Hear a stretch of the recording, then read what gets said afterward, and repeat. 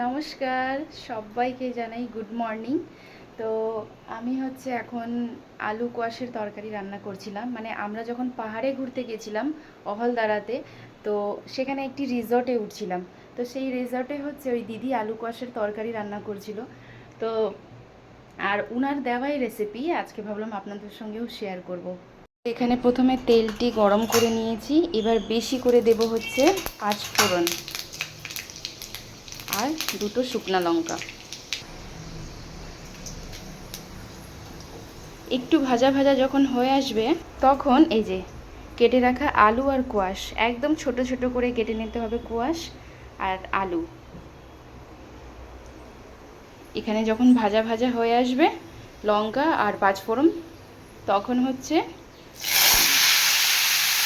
আলু কোয়াশটা দিয়ে দেবো।